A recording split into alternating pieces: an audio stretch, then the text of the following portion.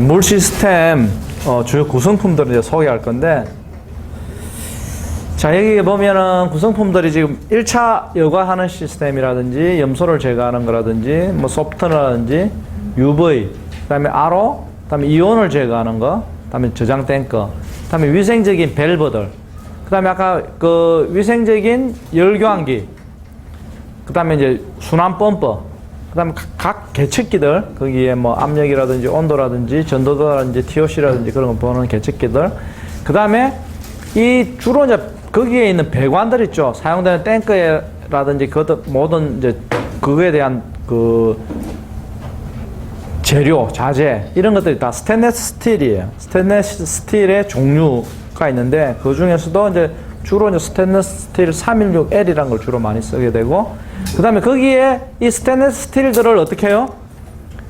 뭐 100m가 되는 배관들을 다 붙일 수가, 만약 배관이 100m라 하면 그거를 붙여야 되겠죠. 그래서 그걸 하는 게 이제 용접입니다. 웰딩. 근데 용접을 하는데 그거에 대한 용접에 대한 품질들이 유지가 돼야 되고, 그 다음에 위생적인 파이핑, 이렇게 해서 그런 구성품들로 이제 물 시스템이 구성이 되는데, 먼저 보면, 여기 이제 전처리를 위해서 마이크로 필터가 이제 들어가게 되죠. 그래서 마이크로 필터는 요 필터 하우징입니다. 이게 필터가 들어가는 그 집인데 요 속에 이제 필터들이 들어가 있는 거죠. 그래서 이 필터는 1차적으로 이제 뭐 프리필터는 아주 큰 이물들 이런 것들을 이제 걸러내는 그런 역할들을 합니다. 그 다음에 이제 두 번째가 이제 카본 필터. 카본 필터 같은 경우는 물을 활성탄소에 통과시켜서 맛이라든지 냄새라든지 유기물이라든지 염소를 제거하거나 이런 것들을 흡착시켜주는 그런 역할을 하는 거고요. 대신 이 카본 필터는 이제 미네랄은 제거하지를 못합니다. 근데 이제 여기에 문제가 뭐냐면 미생물이 정식을 좀 할 수 있는 그런 상황이 좀 돼요. 그래서 그러다 보니까 여기 같은 경우는 역세라든지 열수 소독으로 해서 이제 제거를 시켜야 되는 그렇게 진행을 해야 됩니다. 카본 필터 같은 경우는.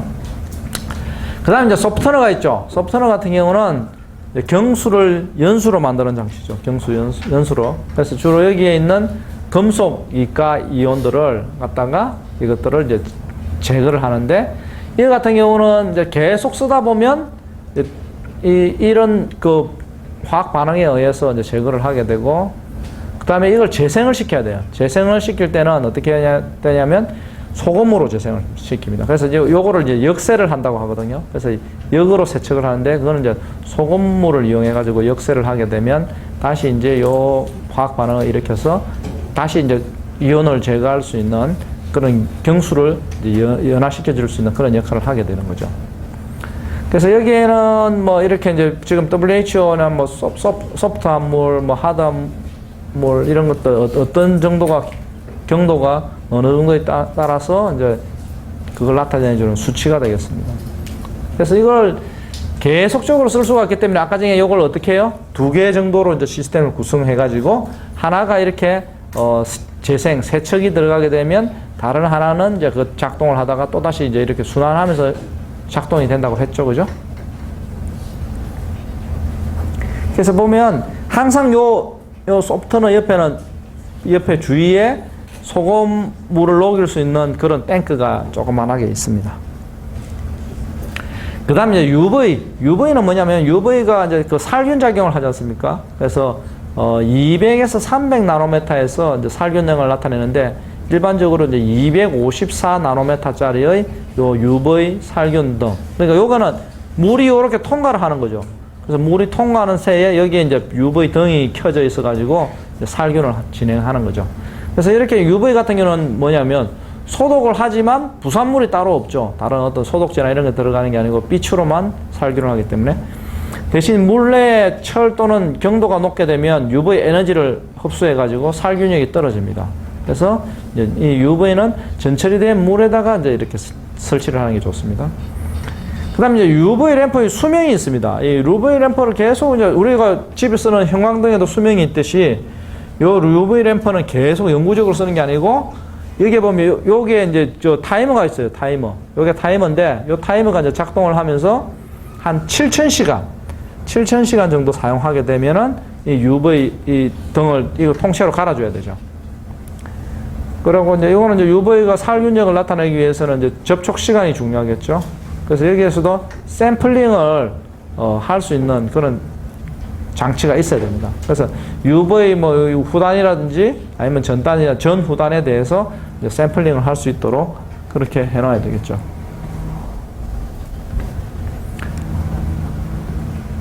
그 다음에 이제 RO 시스템이 있습니다. RO 시스템. RO는 리버스 오스모시스, 역삼투압이죠. 여러분들 뭐 집에 정수기가 다 있죠. 그래서 정수기하고 아주 큰 정수기에 있는 정수기다 이렇게 이해하시면 돼요. 거기다 집에 있는 정수기에도 다 역삼투 시스템이 다 되어 있고요. 그래서 삼투압이 이제 작용하는 반대 방향으로 큰 압력을 가해가지고 역삼투를 시킵니다. 그래서 거기에 있는 물 속에 녹아 있는 그 이온들을 이제 제거를 하는 거죠. 그래서 여기에는 리버스 오스모시스가 작동을 하게 되면 거기에 있는 솔트라든지 뭐 콜로라이드라든지 오르가닉, 박테리아, 엔도톡신을 90에서 99%까지 감소를 시킬 수가 있습니다. 하지만 거의 뭐 그래도 아주 남아있기 때문에 이 RO 이후에 추가적인 걸 더 쓰게 되죠. 그래서 RO 같은 경우는 보면 거기에 RO에 들어가는 물은 한 5에서 28도. 근데 일반적으로 아까 전에 열교환기가 있었죠? 그래서 열교환기에서 한 25도로 조절을 해주면 RO 효율이 훨씬 더 좋아진다고 합니다. 그래서 이제 뭐 회수율이라는 게 뭐냐면 아까 중에 회수율이 뭐냐면 아까 7대3 정도 된다 했죠. 그래서 한 70%가 회수가 된다는 거죠. 그러니까 100이 들어가면 이 회수율이 한 70% 되고 나머지 한 30%는 버려진다는 거죠.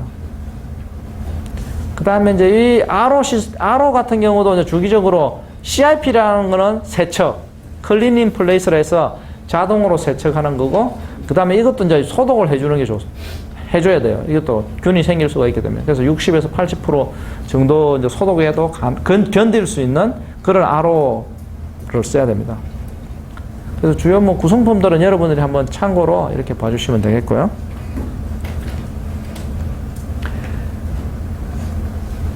그 다음에 이제 이온을 제거하는 방법인데, 물 속에 존재하는 RO 다음에 이제 양이온이나 음이온을 이제 수지로 제거하는 방법이 있습니다. 그래서 요거는 뭐 아까 소프트는 전단에 이제 주로 이제 이거는 칼슘과 망그네슘의 어떤 경수를 연수로 바꿔주는 그런 역할을 하는데, 요 이제 디오니제이션 같은 경우는 뭐냐면 양이온과 음이온을 동시에 이제 제거해주는 그런 겁니다. 그래서 양이온 교환 수지와 음이온 교환 수지가 동시에 칼슘이나 나트륨 이런 것도 양이온도 제거하지만 수산화 이온을 이용해서 물속에 있는 염화물 이온이라든지 황산이온, 음이온까지도 이제 같이 제거해 주는 겁니다.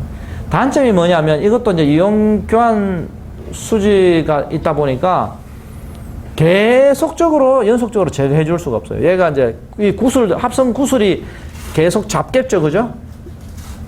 양이온 교환 수지하고 음이온 교환 수지가 계속 이제 이온들을 잡는 거죠. 계속 잡는데 결과적으로는 계속 다 잡다 보면 나중에는 이제 더 이상 그 이온들을 제거할 수가 없어요. 그러다 보니까 얘는 세척을 해줘야 돼요. 세척을 해줘야 되고, 그다음 재생이 필요하다는 거죠. 그래서 재생 필요하고 또 그 사이에 미생물들이 정식할 수가 있어요. 그래서 아까도 이야기했듯이 요즘은 EDI나 CDI를 이용한다고 말씀드렸습니다. 그래서 이온을 제거하는 방법은 이런 합성 그 수지가 있는 양이온, 음이온 교환 수지가 있는 이런 수지탑을 이용할 수도 있지만 최근에는 EDI를 사용한다, 이렇게 이해하시면 되겠고요. 그래서 CDI, EDI는 똑같은 말이라고 했죠. 그래서 CDI는 뭐냐면 Continuous Deionization 이라는 뜻이고, EDI는 Electro Deionization 입니다. 그래서 이게 메이커에 따라서 어떤 회사는 CDI라고, 어떤 회사는 EDI라고 하고, 어떤 회사는 CEDI라고도 합니다. 그래서 이거는 이제 정기적으로 여기서 보면 이렇게 이제 정제된 물이 지나가는데 여기에 이제 셀들이 있습니다. 셀. 그래서 여기서 전기가 흐르면서 이걸 이제 이온들을 땡기는 거죠. 땡겨가지고 이렇게 제거를 해주는 역할을 하면서 이제 통과하면서 이제 정제된 물이 이제 나가게 되는 거죠. 그래서 이게 이제 EDI 셀들입니다. 여러 가지, 몇 가지 이제 4개를 조합을 해가지고 하고 있습니다. 그래서 이 뭐 자세한 논리들은 이게 이제 뭐 동영상이라든지 이런 것들로 있긴 있는데 이제 시간상으로 제가 그걸 보여드릴 수가 없을 것 같네요. 그래서 이런 형태로 해서 이제 지나갈 때 정기적으로 이제 이렇게 당겨가지고 이 온도를 제거한다. 이렇게 이해하시면 되겠네요.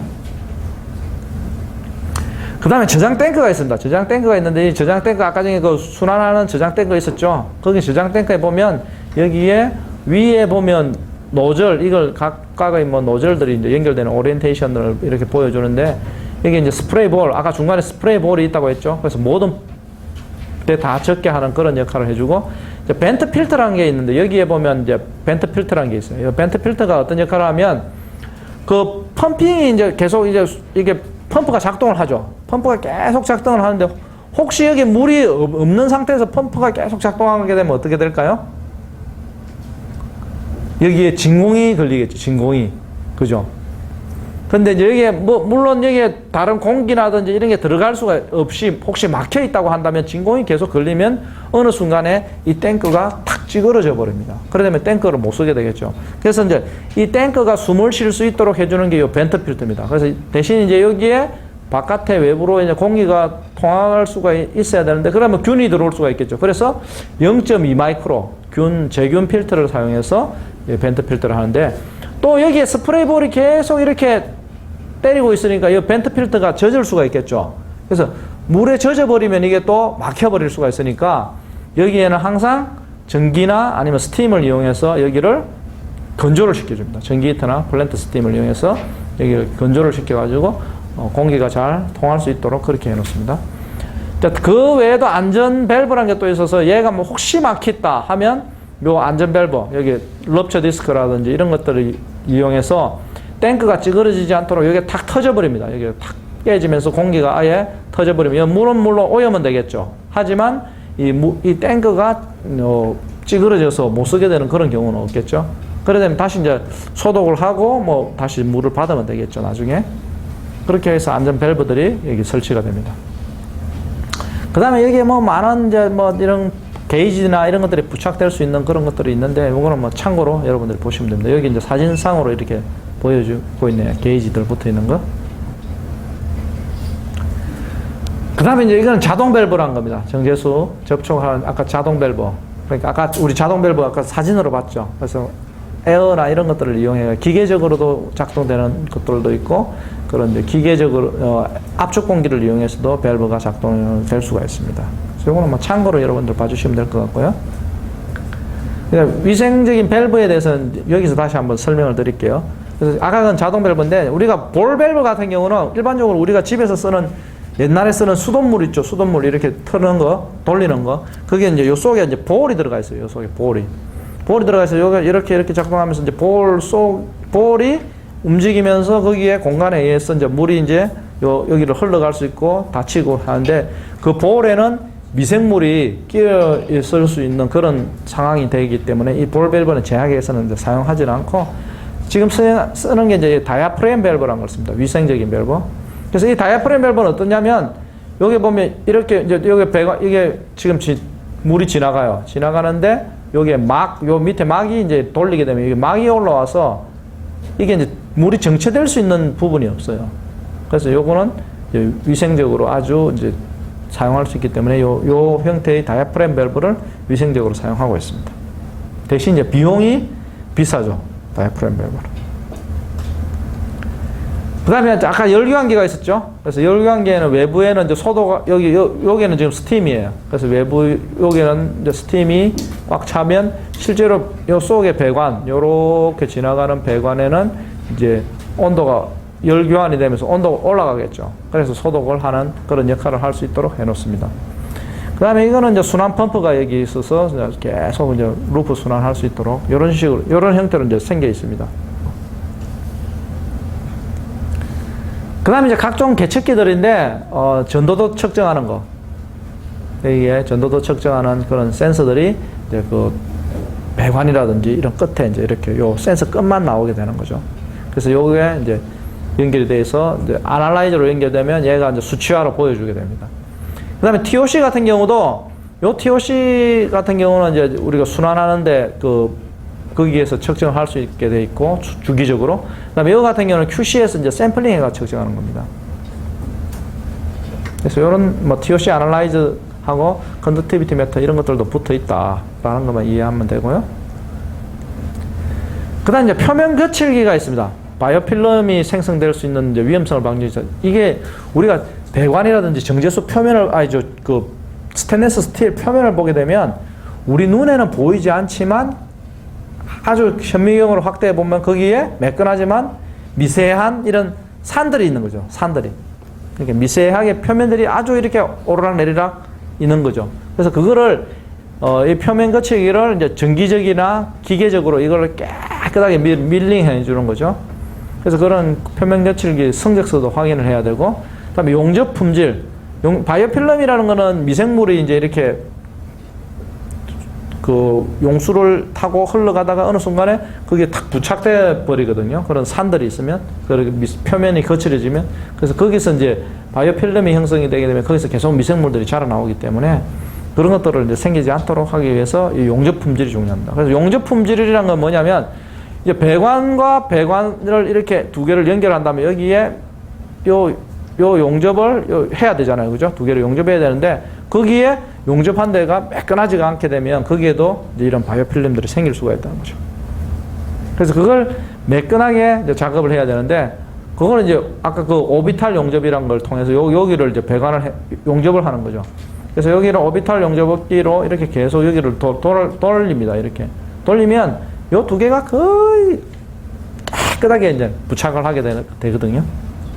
그래서 그런 컨디션 조절하고 하는 걸 이제 시편 성인이라고 하는데 시편이란 걸 가지고 이제 테스트를 먼저 해서 이상이 없으면 현장에서 이제 오비탈 용접을 진행하게 되죠.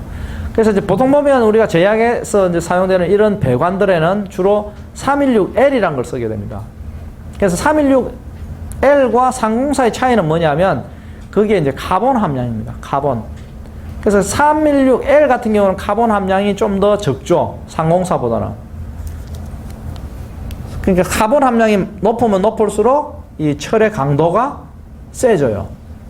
그런데 카본 함량이 낮으면 철의 강도는 낮지만 뭐에 강하냐면 산성에 이제 더 강하기 때문에 이제 뭐 녹이라든지 이런 거에 더 강하죠. 그렇기 때문에 주로 이제 제약 환경에서는 거의 316L을 많이 씁니다.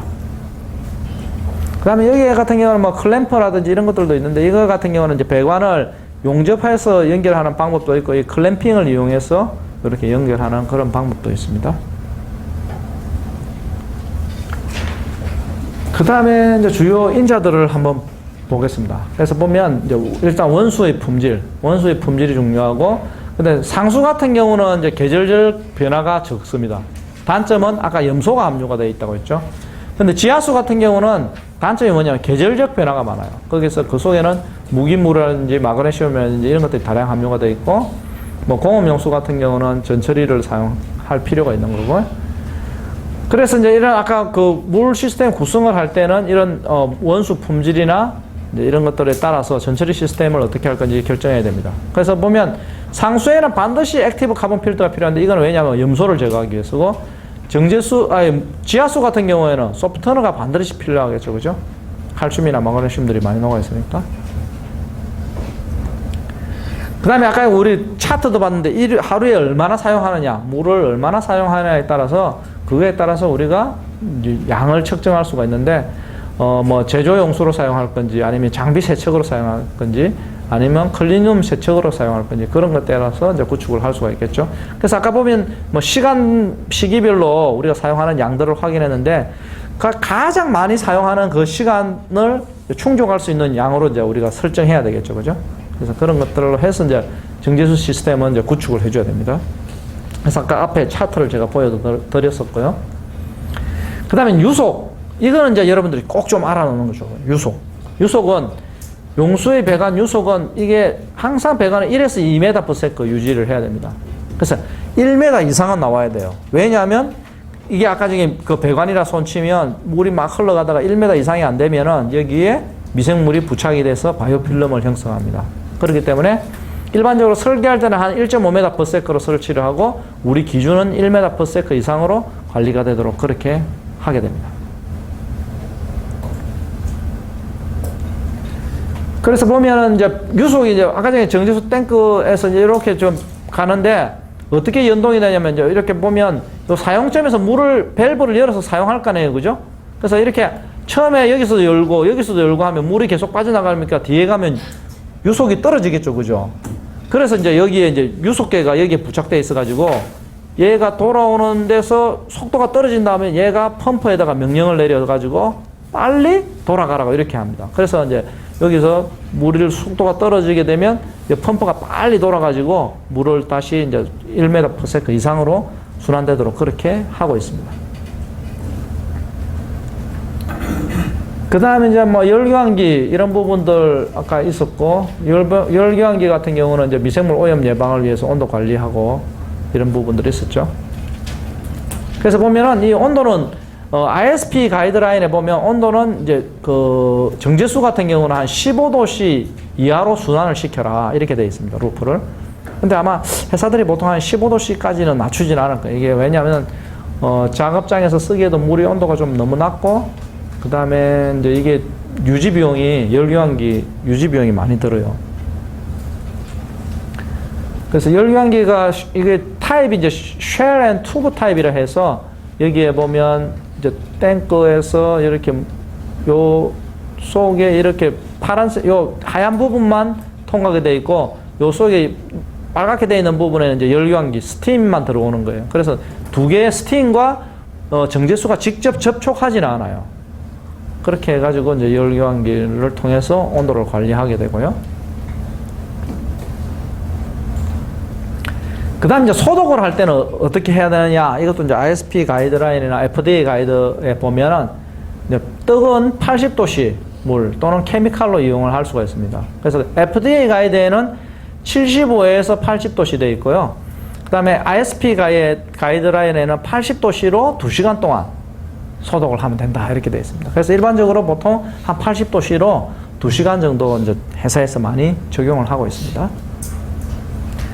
근데 얘 소독 주기는 언제 해야 되느냐? 위클리.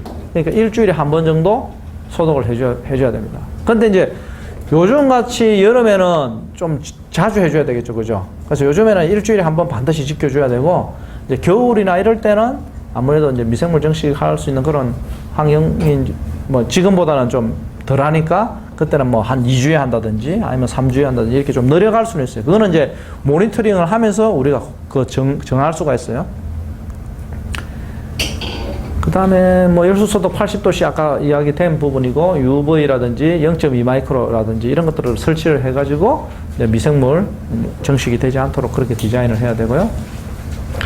그 다음에 이제 패시베이션이라는 게 있는데, 요것도 여러분들이 조금 이제 그 뭐 여러분들이 직접 할 일은 아니에요. 이건 이제 보통 외주 전문 업체에다가 맡겨서 그 아까 그 배관 있죠. 배관이라든지 스테인리스 스틸 316L 그 배관을 이제 아주 안정화시켜주는 역할을 하는 겁니다. 산화크롬막을 형성해가지고 스테인리스 스틸에 이제 이게 추가적인 오염을 방지하게 하는 거예요. 녹도 방지하고 바이오필름 생성을 방지하는 겁니다. 그래서 여기에는 뭐 질산법도 있고, 뒤에 보면은 이제 구연산법이 있는데, 주로 이제 질산법은 산 자체가 아주 강산이기 때문에 주로 회사에서 많이 쓰는 게 이제 구연산법을 씁니다. 그래서 구연산법을 해서 이거 하는 방법은 여러분들이 참조로만 그냥 봐주시고, 그 스테인리스 스틸을 안정화시키기 위해서 패시베이션이라는 걸 한 1년에 한 번 정도는 진행해 주는 게 좋습니다. 그런데 요거는 이제 외부 전문 업체에 의뢰를 해서 진행하면 됩니다. 그 다음에 이건 여러분들 꼭 알아야 될 게 데드랙이라는 거, 죽은 공간. 데드랙은 좀 알아야 돼요. 그래서 6 데드랙과 3 데드랙, 뭐 제로 데드랙 이렇게 있는데, 이제 이게 FDA 가이드라인에 6 다이아메타란 말이 나와서 이제 가장 많이 적용하는 게 6 데드랙이에요. 근데 이제 차이가 있는 게 뭐냐면, 여기에만 3 데드랙과 6 데드랙 차이는 뭐냐면, 요게 이제 메인 배관이에요. 메인 배관. 메인 배관이 지나가는데, 요게 가지 배관이 이제 연결을 할 때, 이 가지 배관, 이 물이 쭉 계속 흐르죠, 그죠? 근데 요 속에 있는 물들은 가지가 이렇게 길어지면 길어질수록 어떻게 될까요? 요 밑에 있는 물은 정체가 되겠죠, 정체. 정체가 되면 여기에 균이 생길 수 있다는 거예요. 그래서 3D 룰은 뭐냐면, 요 가지관의 지름이 요거의 3배를 넘으면 안 돼요, 3배. 3배를 넘어가면 요 밑에 물은 어떻게 된다? 고여 있는 물이 되는 거예요. 그래서 보통 보면 이렇게 물이 가면서 터뷸런스가 생겨요. 치고 지나가는 거예요. 물이 계속 1m/s 이상으로 지나가면서 이렇게 물을 이제 치고 가는데 이게 길어져 버리면 요 밑에 있는 물은 고여버리는 겁니다. 그래서 3D룰은 그 메인 배관의 외부에서부터 3배 이하가 되면 안 되는 거고, 6D룰은 어떻게 돼요? 요 메인 배관의 중앙에서부터 요게 6배가 되면 안 돼요. 요 가져가는 길이가 하나, 둘, 셋, 넷, 다섯, 여섯 요까지 내려오면 안 된다. 그런 룰입니다. 이해되나요?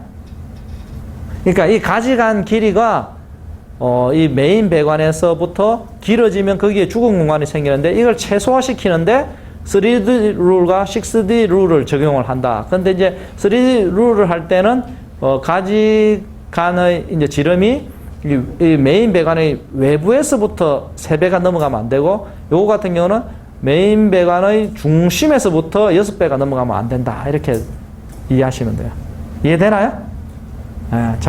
이해 못할 수도 있는데, 하여튼 요 내용을 읽어보시면 충분히 좀 이해가 될 거예요. 하여튼 요거는 짧으면 짧을수록 좋은 거죠. 가집에 죽은 공간, 데드래그. 그 다음 이제 배관에 대해서 이제 기울기를 줘야 되는데, 배관이 이제 다 경사도를 줘야 돼요. 왜냐하면 아까 전에 제가 그 어떤 사례를 처음에 들 때 그게 물을 다 배수를 해야 이제 균이 이제 거기에 서식이 안 하겠죠. 그죠? 그런 혹시 어떤 뭐 기계를 정지시킨다든지 이럴 때, 그래서 이제 이런 청소를 하고 배수를 다 할 수 있어야 돼요. 그래서 한 100분의 1이나 200분의 1 경사를 두어서 그 속에 물이 이제 정체되지 않도록 그렇게 하는 게 바로 이 기울기를 주는 겁니다. 그러니까 기울기를 준다는 거는 이 배관들이 있죠? 배관들이 막 연결되어 있으면 그 배관에 미세하게 경사를 다 줘서 여기 물이 다 빠져나올 수 있도록 그렇게 하는 겁니다. 그 다음에 이제 뭐 용수의 품질에 대해서는 그 앞에 뭐 제가 이제 기준들을 다 설명을 했지 않습니까? 그죠? TOC라든지 뭐 전도도라든지 그거를 이제 주기적으로 이제 보게 되는데, 뭐 TOC는 일반 뭐 상수라든지 그다음에 뭐 1차 제거했을 때 뭐 나오는데 TOC와 컨덕티비티를 주로 하게 되죠. 그래서 뭐 1.1 마이크로 지면서 아까 USP 기준을 주로 한다고 이야기했을 거예요. 이렇게 해가지고 이제 이거는 용수에 대해서는 좀 여러분들한테 전체적인 건 좀 빨리 확인을 했습니다. 시간이 지금 1시간 반 정도 남았는데, 아까 좀 쉬었기 때문에 다음 거 좀 시작을 하고, 이제 좀 중간에 한번 쉴게요. QA, QC를 해야 되거든요. QA, QC를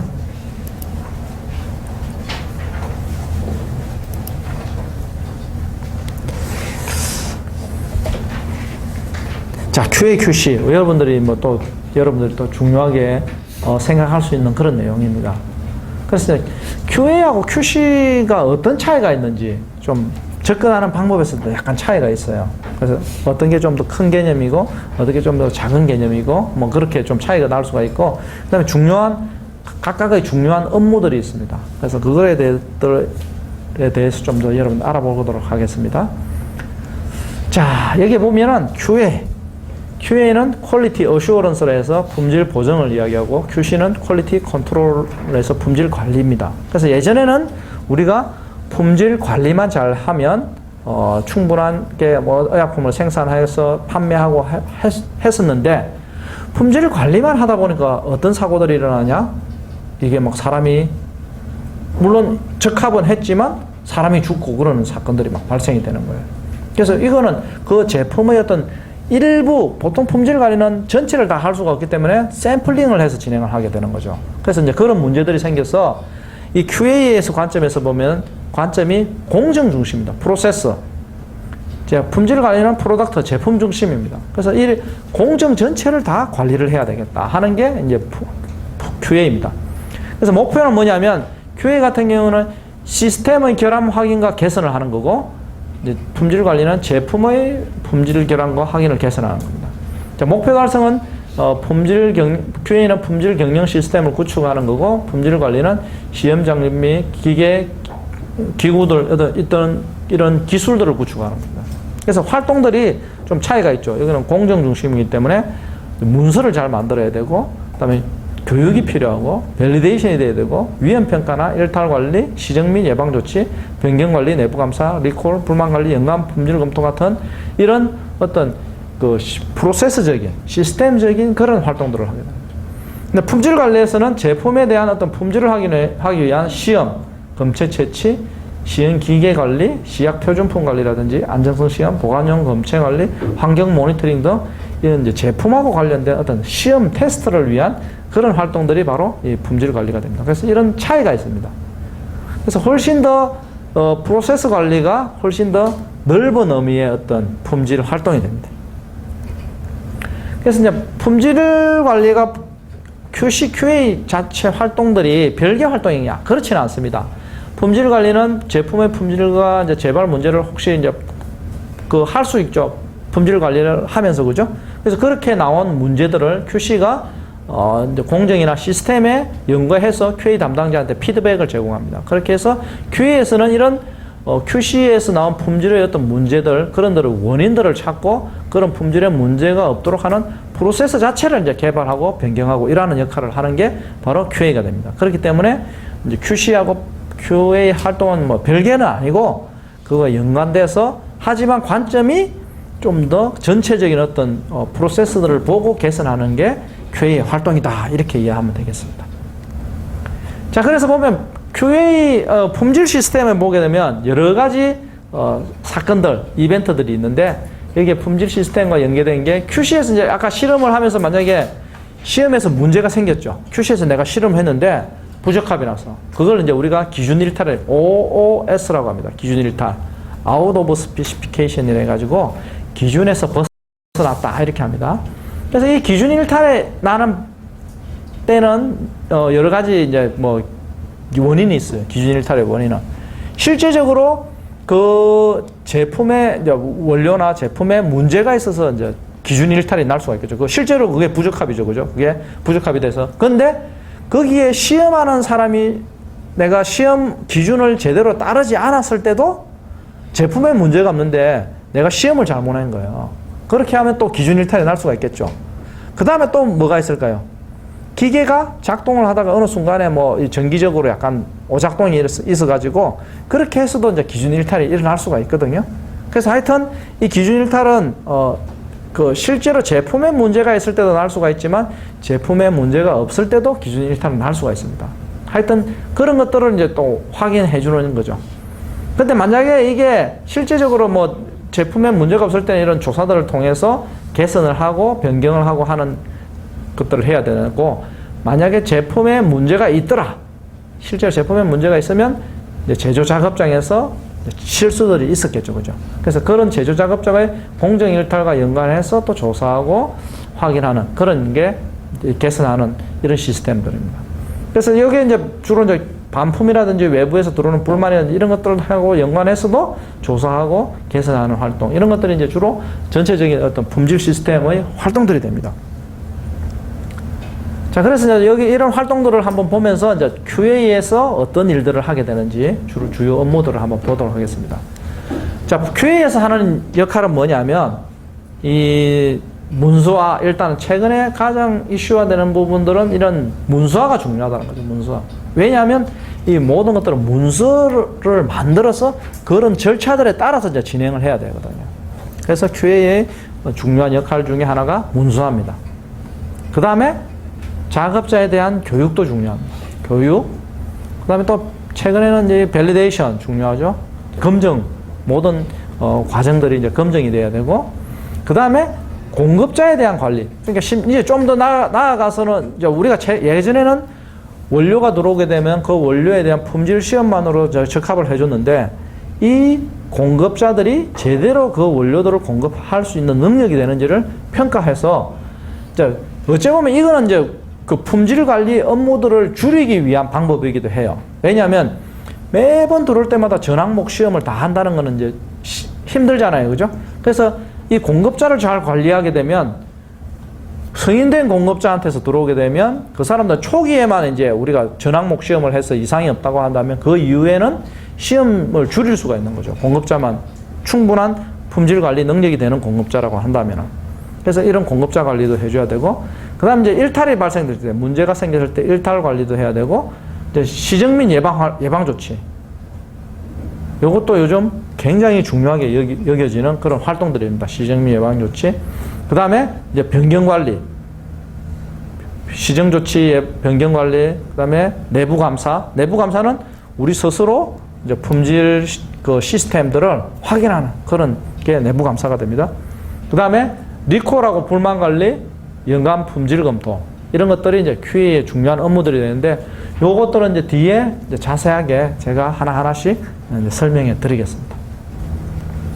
자, 먼저 문서인데, 문서를 제대로 다 잘 만들어야만 작업자들이 그 문서들을 보면서 이제 우리가 그 일을 할 수가 있겠죠. 그죠? 그래서 이제 문서에는 이런 피라미드 구조의 형태가 문서가 됩니다. 피라미드. 그래서 맨 위에가 가장 큰 어떤 가이드가 되는 문서들입니다. 그래서 보면 팔리시, 회사의 팔리시라든지 가이드라인들이 이거는 회사의 어떤 철학이나 개념들을 설명해 놓은 가장 상위 문서입니다. 이게 상위 문서. 그래서 이 상위 문서만 가지고는 우리가 실제적으로 작업이나 뭐 일을 할 수는 없어요. 그래서 이거는 회사의 어떤 철학이나 개념들만 되어 있기 때문에 이걸 가지고 이제 어떻게 작업을 해야 되는지를 나타내는 게 바로 이 SOP입니다. SOP는 뭐의 약자인지 여러분 아시죠?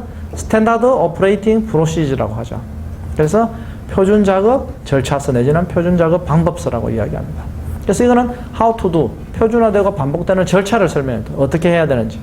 자, 요 절차들을 가지고 이제 시간 진행 순서대, 스텝 바이 스텝에 따라서 이제 시간 진행 순서에 따라서 단계별로 할 수 있도록 해놓은 게 프로토콜, 계획서, 그래서 인스트럭션, 지침서, 뭐 체크리스트 이런 것들을 가지고 이제 순차적으로 이제 진행을 하는 거죠. 그래서 이렇게 진행하면 여기에 나오는 결과물들, 레코드, 기록들이 나오겠죠. 그다음 레포트도 나오고 로우 데이터들, 리절트가 나옵니다. 그래서 각각 과정에서 생성돼요. 그 얻어진 결과들을 이제 가지고 만드는 거죠. 그래서 보면 이 피라미드 구조로 문서들이 밑으로 갈수록 점점 더 많아지는 거죠. 예, 이렇게 문서는 이제 구조가 되어 있습니다. 피라미드 구조로. 그래서 이제 그 다음번에는 이제 교육에 대한 부분인데, 문서에 대해서는 여러분들이 아마 다른 시간에 아마 문서 교육을 따로 받으셨나요? 혹시? 문서화에 대한 거? 이 강의 내용성에는 문서화에 대한 내용이 자세한 부분이 없었어요? 그러면 혹시 다음 제가 캠퍼스 이런 강의 그거 있을 때는 좀 그걸 고려를 좀 해야 되겠네. 문서화에 대한 부분을. 자, 그 다음에 이제 교육도 중요합니다. 그래서 이제 아마 여러분들이 이제 회사에 들어가게 되면, 주기적으로 이제 교육을 다 받아야 되는데, 이 작업자는 그 적격서 평가가 돼야 된다고 제가 지난번에도 한번 이야기했죠. 그래서 주기적으로 업무 적격서 평가, 이제 아까 지난번에 이야기할 때 무균 주사제를 우리가 이제 검사하는 사람인데, 이물을 검사하는 사람인데, 눈이 나쁘면 그 사람 그걸 할 수가 없겠죠. 그죠? 그래서 이제 그런 사람들이 이물을 제대로 받는지, 찾아내는지, 이런 것들을 확인하는 이제 적개선 평가. 그 다음에 교육이나 평가, 수행령에 대한 문서대 절차, 이런 것들을 관리해야 되고, 교육하는 사람이라든지, 교육 자료라든지, 평가 방법, 이런 것들도 이제 사전에 이제 준비가 되어 있어야 되죠. 그래서 이제 교육을 할 때는 모든 사람한테 똑같은 교육을 하는 건 아니고, 신입사원부터 이제 생산부서나 품질이나 공무나 이런 중요한 공급업체까지 대상을 선정해가지고 이제 교육을 실시를 하고, 반드시 이제 교육에서는 이제 문서화가 중요합니다. 교육도 아까 우리 문서화 처음에 문서화했죠. 그래서 이 제약 활동의 모든 활동에는 이제 문서화가 따라올 수밖에 없습니다. 그래서 교육을 한 내용도 문서화가 되어 있지 않으면 교육을 안 한 거랑 같습니다. 그래서 뭐 교육 방법에 대해서는 이런 코스들을 정해놓고 이제 그 교육을 진행을 하게 됩니다. 그래서 어떤 교육을 실시할 건지, 어떤 사람이 교육 대상이 되는지 이런 것들을 정해서 하고, 항상 교육에는 참가자가 서명을 해야 되고, 여러분들도 아마 이 교육 받으면서 이제 서명을 하셨을 건데, 내가 교육을 참석했으면 그거에 대한 서명을 해야 되죠. 그 다음에 효과가 있는지에 대해서 시험으로 평가를 해서 유지를 해야 되죠. 그래서 뭐 이런 이제 교육 모듈은 이제 어떤 이제 좀 더 구체적으로 각 그 코스가 있고, 코스명이 있고, 누가 수행하는지, 대상자가 누군지, 그 다음에 언제 하는지, 그 다음에 이제 코스를 요약해서 이제 설명을 해놓으면 훨씬 더 효과적으로 이제 관리할 수가 있겠죠. 그 다음에 이제 밸리데이션이 있는데, QA의 중요한 역할 중에서 이 밸리데이션을 QA에서 직접 하는 건 아닙니다. 밸리데이션을. 대신 QA에서 모든 밸리데이션을 관장하고 주관해야 됩니다. 그렇기 때문에 실제로 이제 공정 밸리데이션을 한다. 어디서 해야 될까요? 제조를 하는 파트에서 공정 밸리데이션 해야 되죠. 그다음에 뭐 방법이라든지 이제 뭐 시설이라든지 시설에 대한 밸리데이션 어디서 해야 될까요? 퀄리피케이션이라고 하죠. 시설에 대한 밸리데이션을 주로. 이런 것 같은 경우는 제조 지원 부서, 뭐 공무 파트 이런 데서 주로 하게 되죠. 그다음에 이런 시스템이 사전에 설정된 기준에 적합하게 일관되게 얻는 게 중요하죠. 밸리데이션은. 지금 생산한 거랑 나중에 생산한 거랑 계속적으로 이제 이게 일관되게 나와야 되는 거죠. 그것을 보정하기 위해서 검증하고 문서화하는 게 바로 밸리데이션입니다. 그래서 이게 문서화는 계속 따라오는 겁니다. 결국은 밸리데이션을 한 증거가 되는 게 다 문서로 남아 있어야 되는 거죠. 자, 어느 공정이 밸리데이션이 되었다라는 것은 품질 기준에 적합한 제품이 일관되게 제조된다는 것을 입증하는 거고, 공정이 이제 표준화되었다는 걸 의미합니다. 그래서 이제 밸리데이션을 가지고 공정을 개선하는 건 아니고, 그걸로 딱 밸리데이션이 되었다는 거는 이미 그게 표준화된 상태라고 이해하시면 돼요. 그래서 이제 밸리데이션을 왜 해야 하느냐 하면, 시험만 가지고는 이게 어렵다는 거죠. 과정 자체가 중요하기 때문에 그런 밸리데이션이 필요하게 되는 거고, 이제 이런 밸리데이션을 함으로 해서 제조 변동 요인들이 이제 줄어드는 거죠. 거의 없어지는 거죠. 그 다음에 GMP의 이제 기반을 구축하는 겁니다. 그 다음에 기계 설비를 평가할 때도 이때는 IQ, OQ, PQ, 뭐 그 앞에 DQ라는 것부터 시작을 하게 되죠. 그래서 기계 설비를 이제 평가할 때도 이제 진행을 하게 되고, 공정이 이제 최적화됐다고 이해할 수가 있겠죠. 그 다음에 이 밸리데이션이 제대로 되어 있으면 여기에 보듯이 이제 일탈이나 부적합이 없어지겠죠. 그래서 그것은 결국 제조 원가가 절감이 된다는 거고, 직간접적인 이제 경제적으로 이익이 있게 되고, 국제적으로 다 밸리데이션을 요구하기 때문에 우리나라도 이제 최근에 이제 한 벌써 뭐 2-3년이 지났죠. 픽스에 가입 국제적인 기준에 이제 적용을 해서 해외에 이제 수출하는데 큰 어려움이 없다는 거죠. 이런 밸리데이션을 함으로 해서. 그래서 최근에는 이런 이제 제약뿐만 아니라 화장품이라든지 뭐 이런 데서도 이제 밸리데이션도 요구를 하고 있습니다. 국제적으로. 그래서 우리나라에서 이제 외국으로 수출하는 회사들은 이런 밸리데이션을 화장품 회사에서도 진행을 하고 있습니다. 최근에. 밸리데이션을 보게 되면 이제 라이프 사이클을 보면 여기에 VMP라는 게 있습니다. 밸리데이션 종합계획. 전체적인 우리가 밸리데이션을 어떻게 할 건지 그걸 정해놓은 게 이 밸리데이션 종합계획입니다. 그래서 그거에 따라서 이제 DQ 단계를 거치는데, DQ는 이제 설계적 개선 평가입니다. 디자인 퀄리피케이션이라고 하는데, 여기에는 이제 URS는 여기 보면 사용자 요구 규격서라는 게 있죠. 사용자가 요구하는 규격. 그 다음에 FSO, 이거는 Functional Specification에서 기능적인 규격. DS, Design Specification에서 디자인 규격을 가지고 DQ라는 과정을. 이 URS에 충족되는 FS와 DS를 가지고 이제 설계적 개선 평가라는 걸 진행을 하게 됩니다. 그래서 이게 다 충족이 되면 이제 공장에 설치하게 되는 거죠. 인스톨레이션, 공장에다 설치를 하게 되고, 이제 그때 첫 번째 하는 단계가 IQ. 이건 뭐냐면 설치적 개선 평가입니다. 설치가 제대로 됐는지, 그거를 볼 때는 뭘 보냐면 디자인 기준들에 대해서 검증을 하게 됩니다. IQ에서. 그 다음에 OQ에서는 뭘 보냐? 기능적인 기준들에 대해서 검증을 하게 됩니다. 그래서 그 다음에 PQ는 내가 요구한 모든 사항들이 제대로 되는지 그 성능들을 확인을 하게 되고, 그게 다 끝나게 되면 공정 밸리데이션, 제품을 생산하는 밸리데이션을 진행을 하게 됩니다. 그래서 이 모양이 이렇게 V자 모양으로 되어 있다고 해서 이거를 이제 V 모델이라고 그렇게 이야기를 하고 있습니다. 그래서 여러분들이 이해하는 게 어떤 부분을 꼭 이해해야 되면, 종합 계획서는 반드시 이제 만들어져 있어야 되고, 밸리데이션 하기 위해서 이 DQ 단계를 거치는데, 이 DQ에서 만들어진 부분에서 IQ에서는 디자인에 대한 사항들을 보게 되고, OQ에서는 기능적인 사항들을 검증하게 되고, PQ에서는 내가 요구한 모든 그 URS 요구 사항들을 다 보게 된다. 이렇게 이해하면 되겠네요. 자, 그 다음에 이제 공급자 관리도 이제 아까 전에 그 QC 활동을 이게 줄일 수 있는 방법이, 이 공급자 관리를 잘 하게 되면 내가 시험을 다 안 해도 될 수 있다고 했죠. 그래서 요즘은 완제 회사에서 이제 그 서버로 원료를 공급해 준다든지 이런 데는 다 공급자 관리로 해서 인스펙션을 나가고 그렇게 합니다.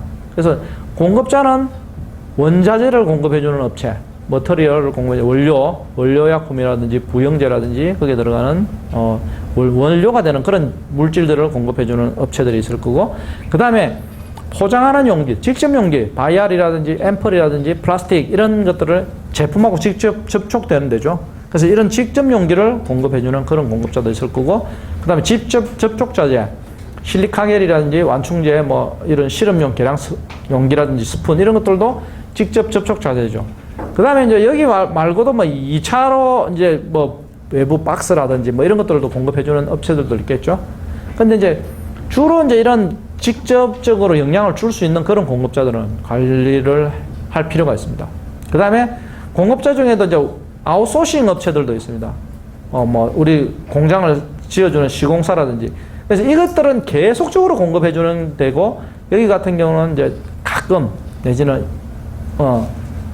일시적으로 일어날 수 있는 그런 업체들이죠. 그래서 시공사라든지 장비를 공급한다든지 교정업체라든지 뭐 시험이라든지 제조 또 일부분만 해주는 그런 업체들이 있습니다.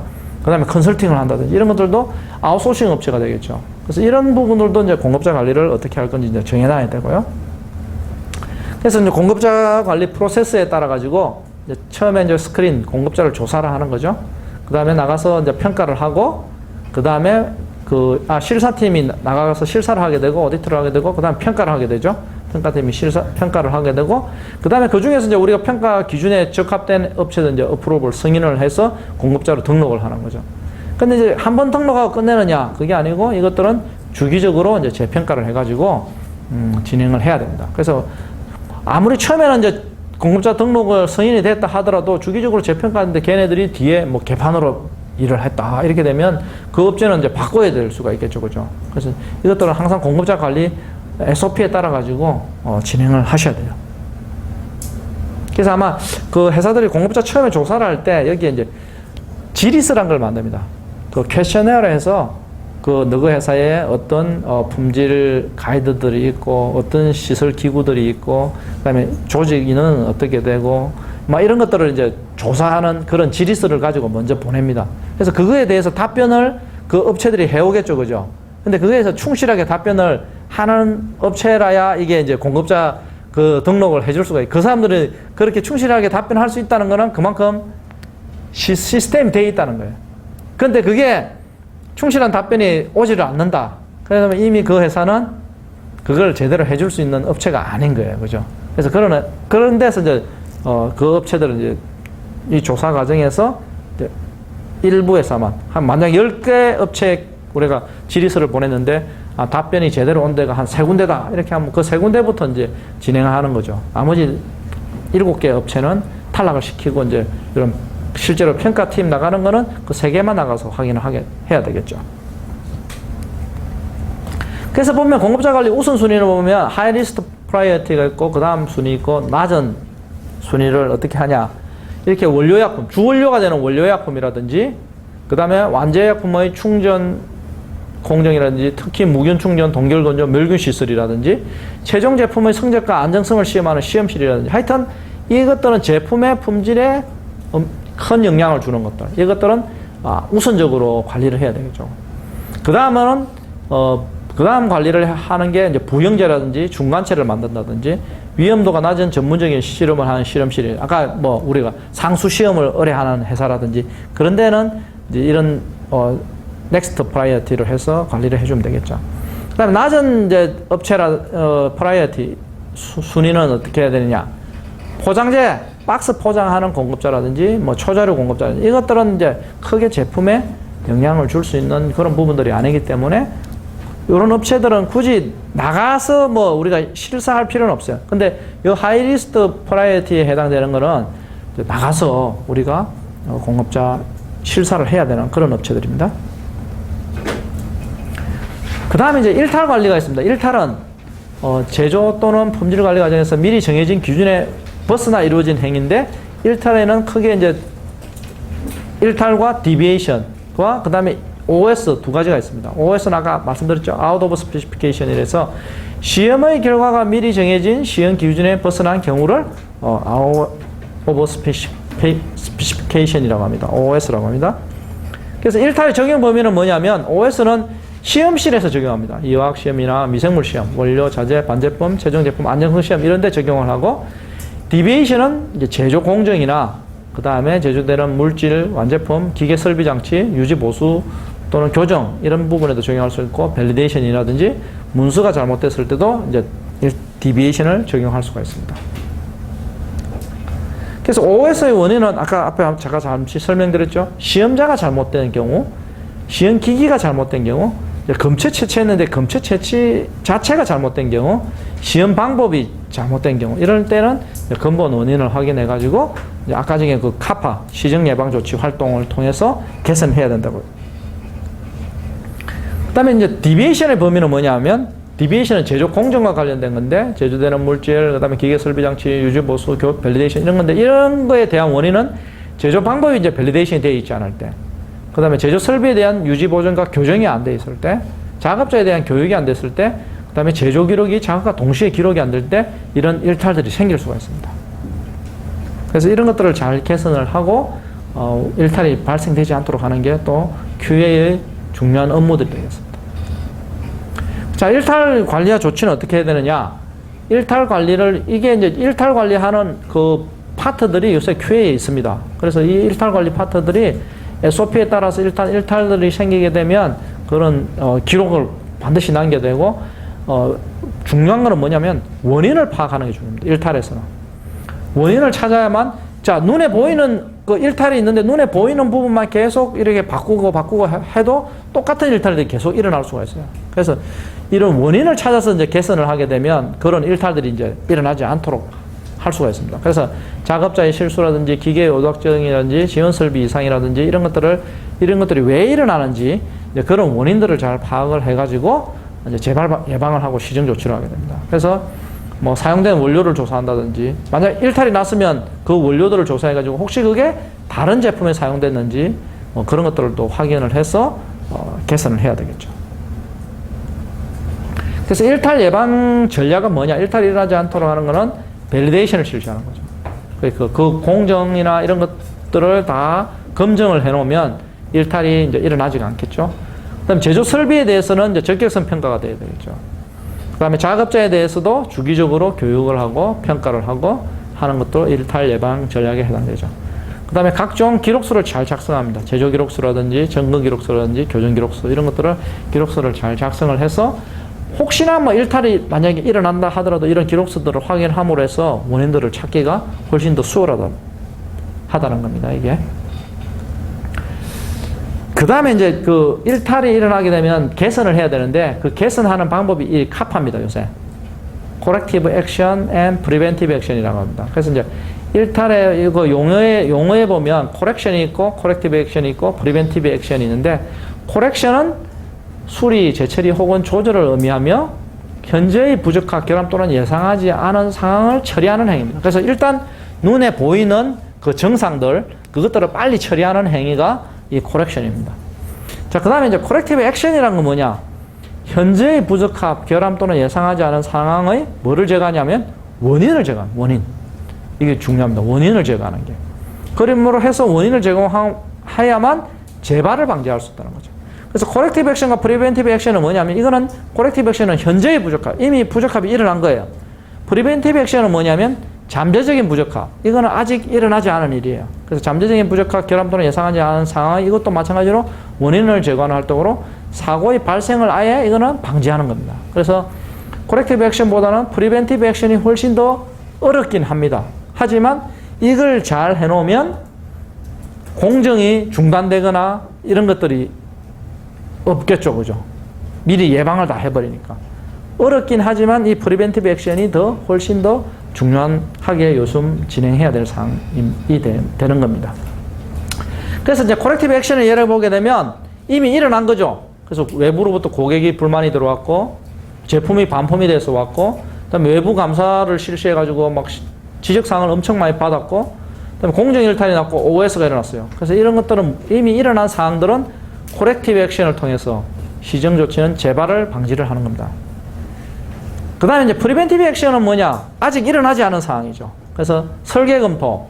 설계검토는 아까 우리가 도면이 있었죠. 정제수 도면 이렇게 쭉 봤는데 거기서 혹시 기계가 뭐 이렇게 빠진 게 있는지 이런 것들을 통해서 미리 이제 설치하기 전에 그런 설계들 도면을 확인을 하면서 기준에 맞게 도면이 구축되어 있는지 그런 것들을 확인하는 겁니다. 그게 이제 미리 예방하는 거죠. 빠진 것들을. 그다음에 경향 분석. 부적합이 나지는 않았지만 우리가 경향들을 파악을 해가지고 그런 것들이 어느 시점이 되니까 특히 요즘처럼 우기철에는 미생물 수가 증가하더라. 뭐 이렇게 되면 소독을 좀 더 자주 해야 되겠죠. 그런 경향들을 봐서 이제 미리 예방을 하는 거죠. 그다음에 아까 외부 감사 받기 전에 내부 감사를 통해서 미리 우리가 문제가 있는 것들을 찾아내고 개선해서 예방을 하는 거고 공정 모니터링을 하면서도 이제 계속 예방을 할 수가 있을 거고 현재의 어떤 상태들을 계속 파악을 하면서 어떻는지 확인을 하면서 이제 그게 뭐 어떤 뭐 경향적인 부분들을 볼 수가 있겠죠. 그다음에 위험 분석이라는 걸 통해 가지고 위험 분석은 위험도가 높냐 낮냐에 따라서 우리가 모니터링 하는 그거를 다르게 갈 수가 있어요. 그래서 위험도가 높으면 높을수록 모니터링 횟수를 높이는 거죠. 그렇게 하면서 위험도를 낮추는 거죠. 위험도가 낮은 것 같은 경우는 이제 모니터링 횟수도 줄이고 뭐 그렇게 갈 수가 있겠죠. 하여튼 그렇게 해서 이런 이미 아직 일어나지 않은 그런 상황에 대해서 발생을 아예 방지하는 게 바로 프리벤티브 액션 예방 조치가 되겠습니다.